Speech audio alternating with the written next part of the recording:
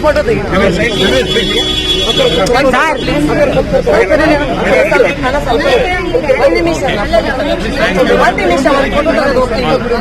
ಆಯ್ತಾ okay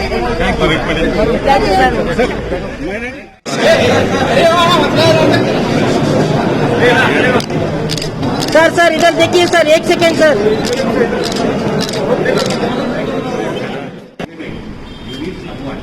to raise their voice. You are absolutely right. But my question is, when any party comes into the opposition, why to hold a negative attitude instead of being constructive opposition? Why not a constructive opposition? That's why. Let me first answer first question and I'll take second. When people are dying all around you, any party are talking. yes, that's why I'm answering you. When citizens are dying all around, when people are left to fend for themselves, when a disease like corona that could be controlled and checkmated and defeated goes astray on account of the incompetence and maladministration of a government,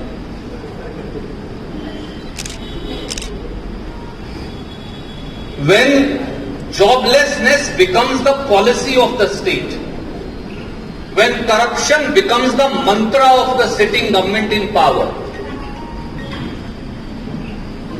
when tax of a particular type is collected in the name of family of chief minister, when chief minister not once, not twice, but thrice is indicted by the High Court of Karnataka and a probe is ordered in charges of corruption as also in the Operation Kamal against him, when semblance of government finishes, then it is the dharma and the duty of opposition to light the lamp of awareness, and that's all that we are seeking to do. And that's why D.K. Shivkumarji and Khadge Saab and all my senior colleagues here have told you that a strong voice which can raise the voice of Karnataka is needed in Parliament. Otherwise you will ask for 33,000 crore in 2019 floods and Modi ji will give you a lollipop of 1600-1700 crores. Otherwise central government will not even give the GST that is due to you. They will usurp your money and will not let that money be spent on Karnataka's development and will continue to adopt a step-motherly treatment towards Karnataka. And that's why a strong voice is needed in Parliament. कल अरुण सिंह बता रहे थे आपका candidate Hindu विरोधी है, pro Hindu है, इसलिए उनको वोट मत दो। आदरणीय साथी, जब भारतीय जनता पार्टी चुनाव हार रही होती है, जब भारतीय जनता पार्टी के पास अपने भ्रष्टाचार का जवाब नहीं होता, जब भारतीय जनता पार्टी के पास कुशासन का जवाब नहीं होता, जब भारतीय जनता पार्टी के पास बेरोजगारी का जवाब नहीं होता, जब भारतीय जनता पार्टी के पास कोरोना क्यों फैला और लोग क्यों मर रहे हैं इसका जवाब नहीं होता, जब भारतीय जनता पार्टी के पास पूरी सरकार के मंत्री एक दूसरे से लड़ क्यों रहे हैं और सरकार का सर्कस क्यों बना है उसका जवाब नहीं होता, तो उनके पास एक ही नारा है, धर्म के आधार पर विभाजन करो, मुझे D.K. शिवकुमार जी से लड़ाओ, उन्हें देश पांडे जी से लड़वाओ, उन्हें S.R. पाटिल जी से लड़वाओ, उन्हें अंजलि जी से लड़वाओ और लड़वाते जाओ, कहीं जात पर, कहीं क्षेत्रवाद पर और कहीं धर्म पर।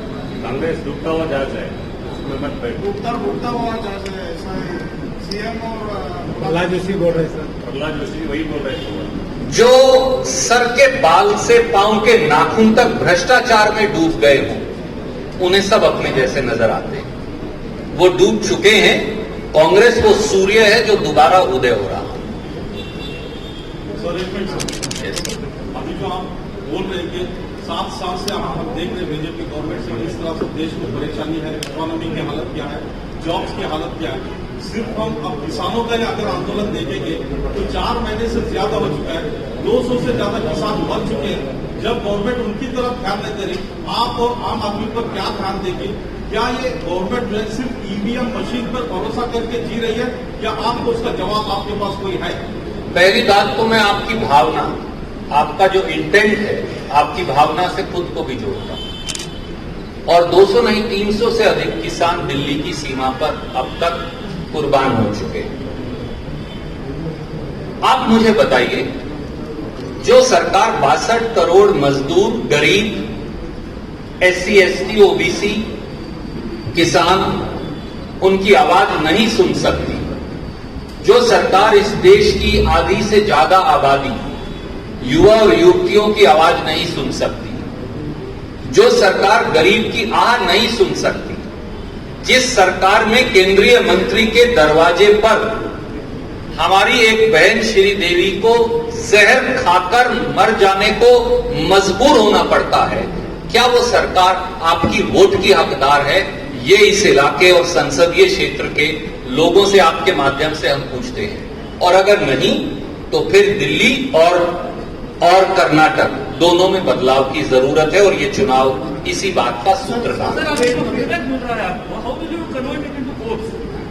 यहाँ पर Congress is getting support in public rallies and all, but it does not have root level organisation in the district. The constituency where the elections are happening is having only 2 MLAs. How will you convert this into votes? Let me say, if you start looking from this corner and keep looking towards to the end of that corner, this is the strength of the Congress party. Our leaders and Congress party's workers are our strength. Yes, we have lost some elections, that's why we are out of power. If we had won all the elections, then we would be in power. And BJP also lost the election incidentally. मैं कुरुक्षेत्र की धरती से आता हूं, उन्होंने तो दुर्योधन की तरह प्रजातंत्र का चीरहरण कर दिया। पर याद करिए, जहां दुर्योधन है वहां कृष्ण भी है, और कृष्ण यहां है और दुर्योधन वहां है, और लोग सही निर्णय करेंगे।